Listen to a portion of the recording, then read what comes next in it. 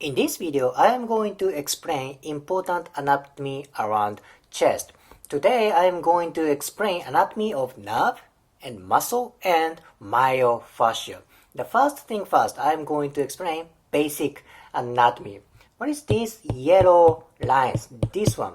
These nerves are brachial plexus. So these nerve bundles is brachial plexus.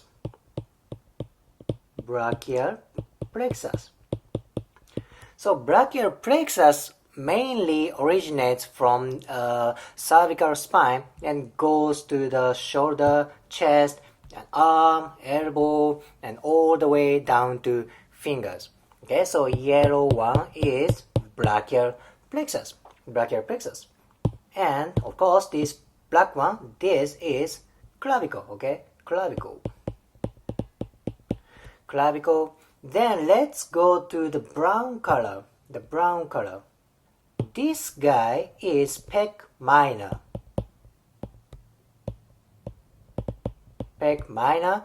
This pec minor is cut. So in reality, pec minor should go like this. Pec minor is like this. So important thing now is this brachial plexus goes posterior to pec minor. Okay, so I will not change the color, but this is pec minor. This is pec minor, and pec minor is this one.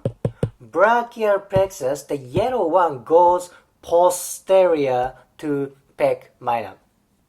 I will say that again. This is pec minor. This is cut, and brachial plexus, this yellow one, goes posterior to pec minor. So if pec minor gets tight, this gets tightened, it can affect this brachial plexus. What happens when nerve got impingement?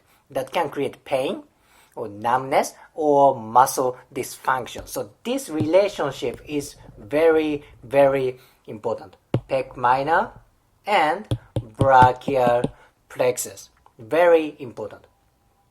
And this guy, this brown one, is pec major, pectoralis major, pec major. This one is the very big muscle on the chest, pec major. So pec minor, this guy is deep to pec major. Imagine this pec major is cut, opened, dissected, then pec minor shows up. That means pec minor is located deep to pec major. This is very, very important. Why? So, you see this light blue color? This represents the myofascia. This myofascia is very, very important. So, this light blue color is clavipectoral fascia. Clavipectoral fascia. So this clavipectoral fascia mainly covers pec minor and anterior wall of the chest. Remember, this clavipectoral fascia is deep to pec major. Imagine pec major is right here. Pec major is right here.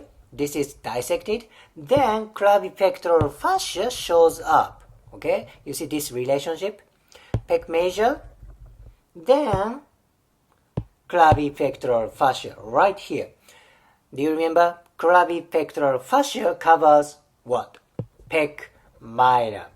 If clavipectoral fascia gets tight, pec minor can get tight, then what happens? Then it can pinch the brachial plexus. So that's why clavipectoral fascia is very, very important. And do you see this space? There's a space in the clavipectoral fascia. There is a muscle here, actually running like this. There's a muscle here. What is the name of this muscle?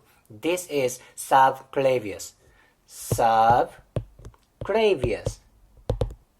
Subclavius attaches right here. The main function of subclavius is low down the clavicle. And you see the brachial plexus runs posterior to clavicle. So if clavicle is down that can pinch this brachial plexus. So these two places, remember, pec minor and subclavius. These places are very, very important for brachial plexus. These two places are very easy to make dysfunction for brachial plexus.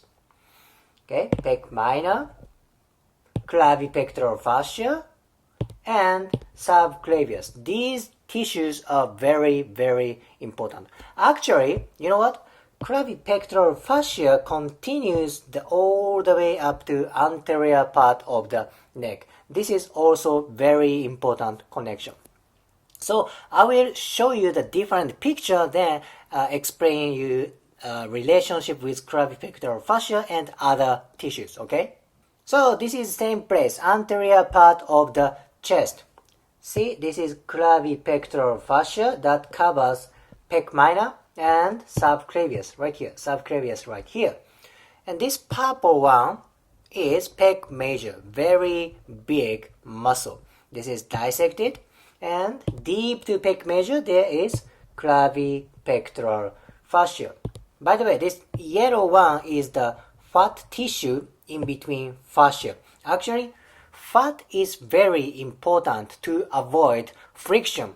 It helps to lubricate fascia and fascia. So fat is not always the bad guy. It helps to maintain our lubrication in between tissues. This is very important. And this red one represents brachial plexus. Actually, it looks like brachial plexus runs anterior to the clavicle. However, this runs posterior to clavicle. So I'm sorry if I made you confused. Brachial plexus runs posterior to clavicle, back to clavicle. So this is very, very important. And this is pec minor. Pec minor runs like this. Remember, brachial plexus runs posterior to pec minor. Also, this is subclavius. Subclavius. Brachial plexus runs posterior to subclavius. What is function of subclavius?